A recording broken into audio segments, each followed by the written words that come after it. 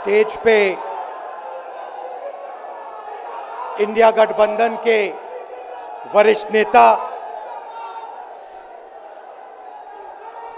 खारगे जी,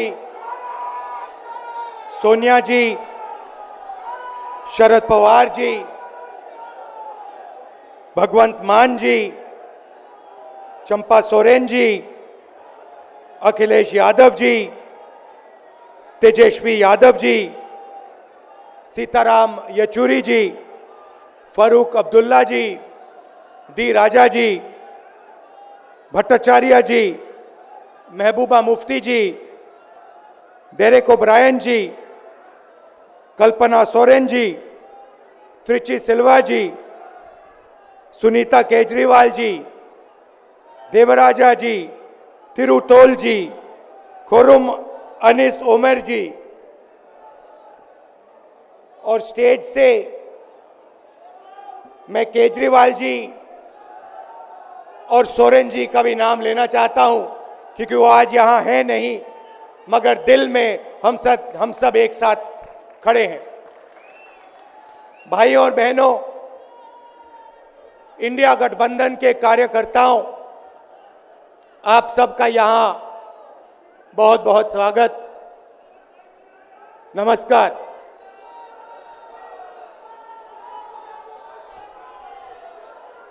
आजकल आईपीएल के मैच चल रहे हैं, देखते हो आप लोग। मैच फिक्सिंग शब्द सुना है आपने? सुना है? जब बेईमानी से एम्पायर पर दबाव डालकर प्लेयर को खरीदकर कैप्टन को डराकर मैच जीता जाता है। क्रिकेट में उसको मैच फिक्सिंग कहा जाता है। हमारे सामने लोकसभा का चुनाव है। अंपायर किसने चुने? नरेंद्र मोदी ने। हमारी टीम में से मैच शुरू होने से पहले 2 खिलाड़ियों को अरेस्ट करके अंदर कर दिया। तो भाइयों और बहनों, ये जो चुनाव हो रहा है, नरेंद्र मोदी जी इस चुनाव में मैच फिक्सिंग करने की कोशिश कर रहे हैं। ये जो उनका 400 सीट का नारा है, ये बिना ईवीएम के, बिना मैच फिक्सिंग के, बिना सोशल मीडिया और प्रेस पर दबाव डालकर खरीदकर, ये 180 पार नहीं होने जा रहा है। सब मिलाकर आप देखिए, कांग्रेस पार्टी विपक्ष की सबसे बड़ी पार्टी है। हमारे सारे के सारे बैंक अकाउंट बंद कर दिए गए हैं। चुनाव के बीच में देश की सबसे बड़ी ऑपोजिशन की पार्टी के सारे अकाउंट बंद कर दिए।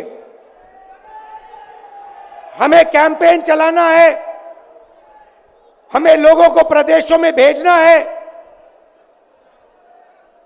पोस्टर लगवाने हैं।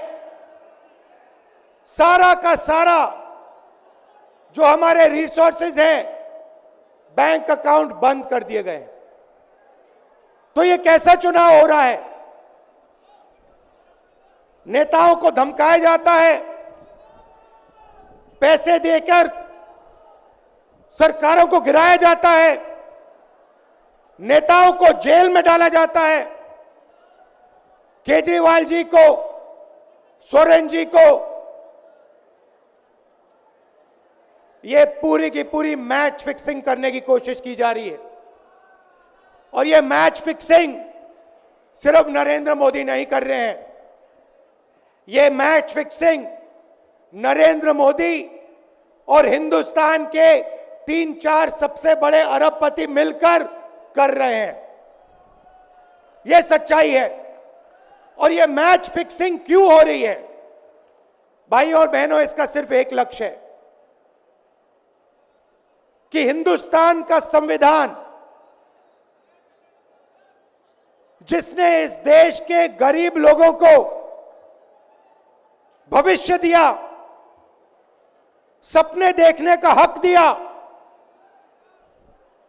उस संविधान को हिंदुस्तान के गरीब जनता से के हाथ से छीनने के लिए यह मैच फिक्सिंग की जा रही है।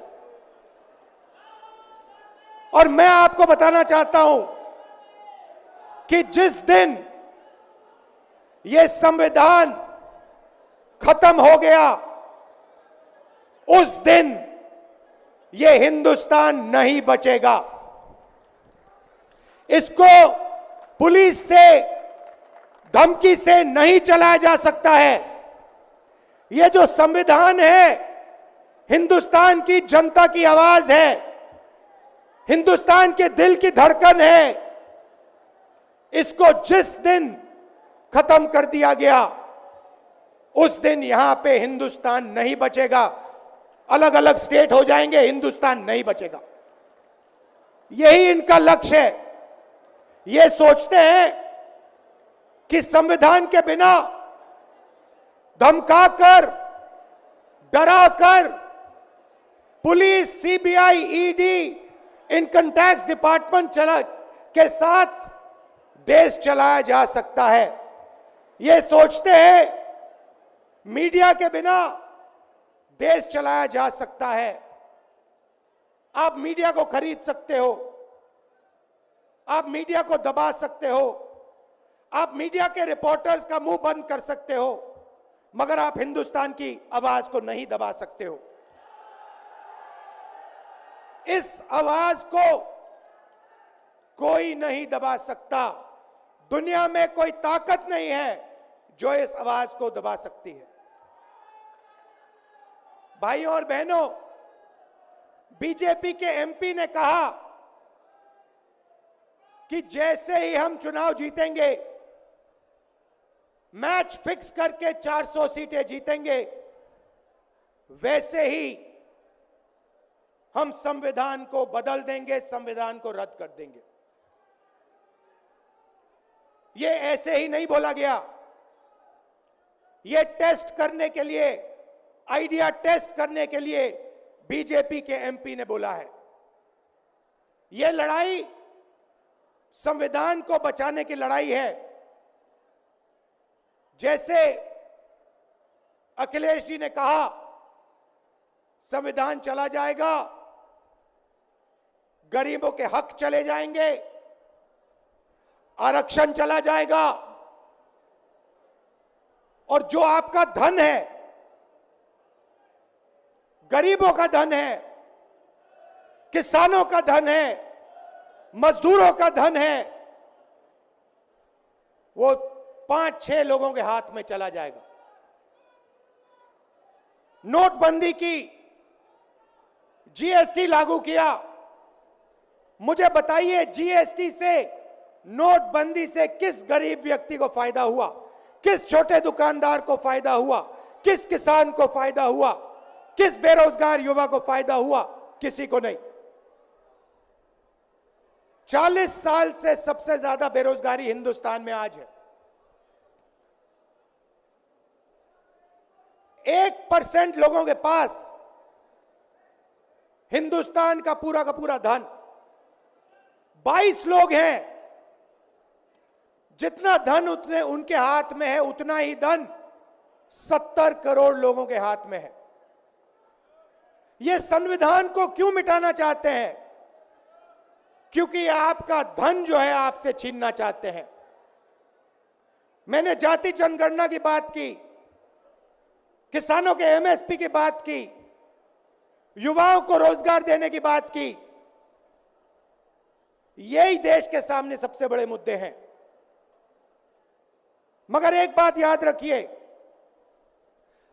अगर आप लोगों ने पूरे दम से वोट नहीं दिया तो इनकी मैच फिक्सिंग कामयाब हो जाएगी। यह आप भूलिए मत। और जिस दिन मैच फिक्सिंग कामयाब हो गई, उस दिन आपका संविधान, हमारा संविधान खत्म हो जाएगा। जिस दिन संविधान खत्म हो गया, उस दिन हिंदुस्तान के दिल पर एक बहुत बड़ी चोट लगेगी।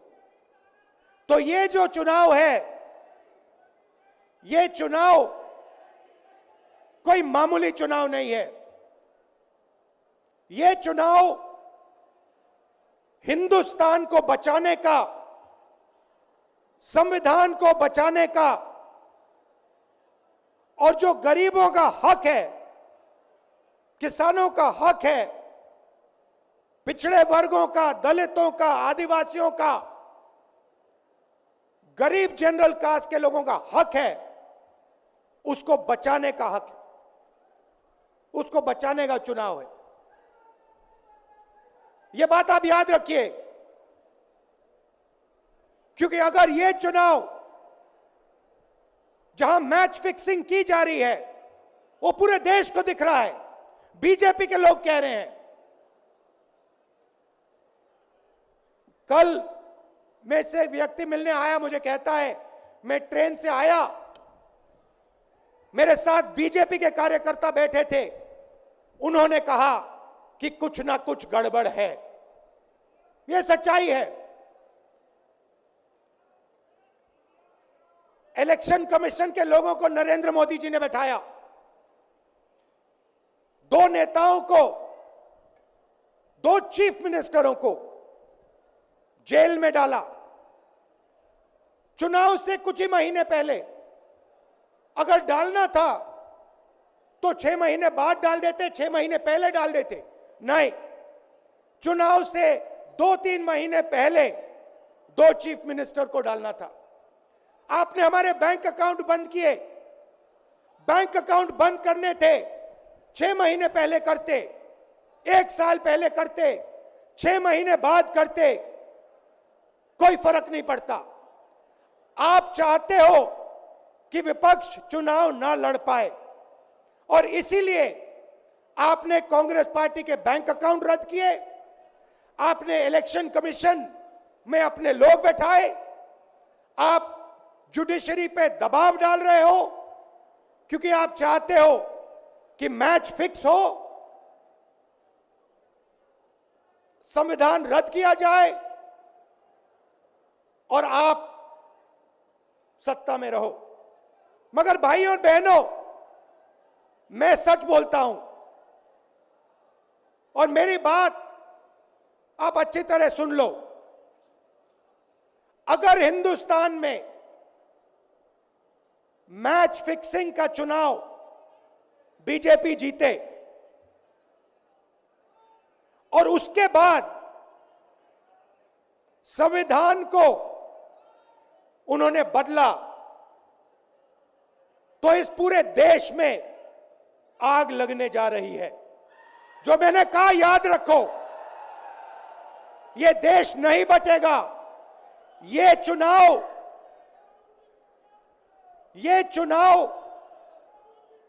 वोट वाला चुनाव नहीं है। यह चुनाव हिंदुस्तान को बचाने वाला चुनाव है, संविधान की रक्षा वाला चुनाव है। धन्यवाद। जय हिंद।